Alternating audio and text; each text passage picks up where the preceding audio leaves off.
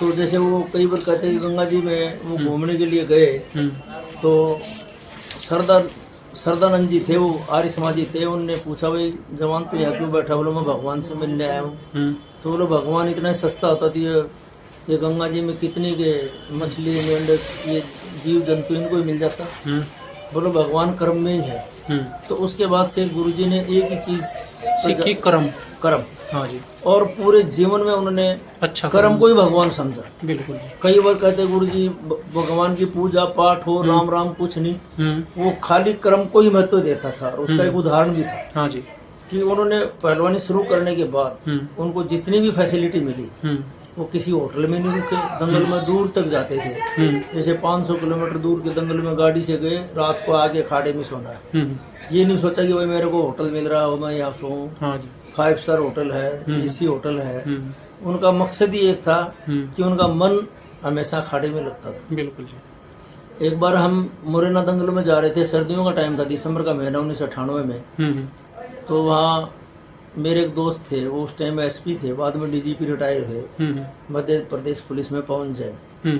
तो उनने दंगल कराया, उसमें गुरुजी को भी ले गए, दारा सिंह भी गया, सब लोग बुलाए उन्होंने, बड़े बड़े सबको बुलाए। तो गुरुजी रात को 10 बजे खाना खाने बाद बोले चलो मुझे सर्दी है, रेस्ट करो, सुबह सुबह चलेंगे।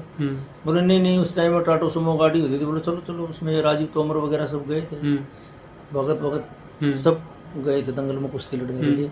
बोलो चलो चलो। और सुबह 5 बजे सिविल लाइन्स के पास उस ड्राइवर ने गाड़ी पटरी पर चढ़ा दी। अच्छा। तो बच गए हम जैसे भी। लेकिन उनका मन ये कहता था कि खाड़े में जाके सोएंगे, बच्चे पता नहीं क्या कोई झगड़ा कर देंगे, उत्पात हो जाएगा, कोई परेशानी हो जाएगी। तो इस तरह की चीजें है ना, उनके दिमाग में हमेशा कर्म को महत्व दिया। और उसी का फल रहा, जब से गुरुजी ने गुरु हनुमान अखाड़ा शुरू किया, उसके बाद से इस अखाड़े के वो रिजल्ट रहे जो आज तक किसी के नहीं। सबसे ज्यादा ओलंपियन यहाँ से निकले, सबसे ज्यादा अर्जुन अवार्डी यहाँ से निकले। इस अखाड़े में आज भी 17 अर्जुन अवार्डी, 3 ध्यानचंद अवार्डी, 5 पद्मश्री, 7 द्रोणाचार्य, 1 पद्म भूषण। जो ब्रांचेज हैं वो सतपाल सुबह आपको कह रहा था, वही बात है कि सब गुरु हनुमान की शाखाएं। आज भी जो चीजें जो निकल के आ रही हैं, ओलंपिक में जा रहे हैं, जितने भी आज तक गए हैं, वो टोटल गुरु हनुमान की शाखाओं या गुरु हनुमान की अखाड़े से ही गए। तो इसका कहने का मतलब क्या है कि उन्होंने कर्म को महत्व दिया। उनके बारे में इस जमाने की कुश्ती में जो कुछ भी कहा जाए वही कम है। बिल्कुल। और एक को बताओ जी, वो जो मतलब जो पन्नालाल कौशिक थे, वे इनकी शादी भी तो कराना चाहते थे ना गुरु हनुमान जी की? नहीं, शादी करवाना चाहते थे, बच्चा जवान हो जाता, हर आदमी चाहता था। लेकिन इनके तो जुनून कुश्ती का था ना। इन्होंने तो लास्ट टाइम तक भी ये कहा कि मेरी शादी तो कुश्ती से हो गई है, मेरी शादी हो गई, कुश्ती से हो गई है। वो लोग पूछते थे पत्रकार कि आपके बच्चे कहाँ? बोले ये पहलवानी कर रही है, मेरे ही बच्चे हैं। तो जुनून था, जैसे उन्होंने दिखाया भी 1-2, ये डॉक्टर है, ये है, कोई अच्छी लड़कियां हैं। वह कौशिक का बहुत, पन्नालाल कौशिक का बहुत बड़ा नाम था, वो तो जो भी चाहे उसी से शादी करवा सकता था। तो इन्होंने साफ इनकार कर दिया कि मैं शादी नहीं कर सकता। आप वो पूरे जीवन आजीवन ब्रह्मचारी रहे।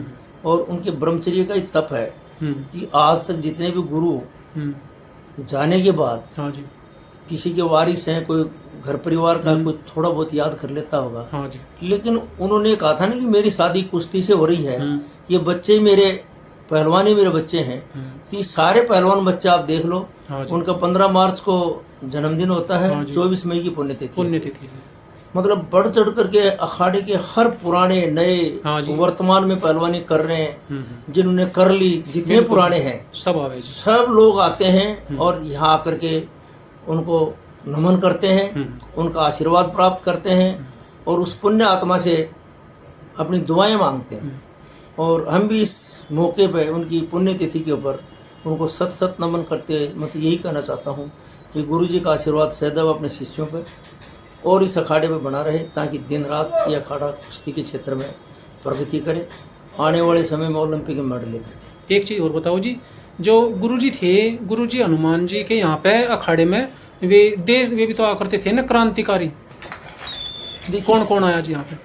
समय के साथ सब चीज आई। गुरु जी कभी बताते थे कि चंद्रशेखर आजाद कई बार यहाँ आया, या रुका भी हाँ जी। कि जिस टाइम में देश आजाद नहीं था तो क्रांतिकारियों को छुपने के लिए ऐसी तो जगह मिलती थी। हाँ जी। कोई घर तो थे नहीं, कोई होटल थे नहीं, लंबी चौड़ी दिल्ली नहीं थी, छोटा मोटा गांव टाइप ही तो था। हाँ जी। मौलाना अब्दुल कलाम आजाद भी बतावे जी ये सब लोग आए और जैसे गांधी जी भी बिरला मिल के बाहर आए, वहां भी गुरुजी मिले। मतलब स्वतंत्रता आंदोलन में गुरुजी का बढ़ चढ़ करके योगदान रहा है। जेल भी गए जी, गुरुजी जेल भी गए और गुरुजी शुरू से ही संघ विचारधारा के आदमी थे। हाँ जी। संघ विचारधारा के आदमी थे वो।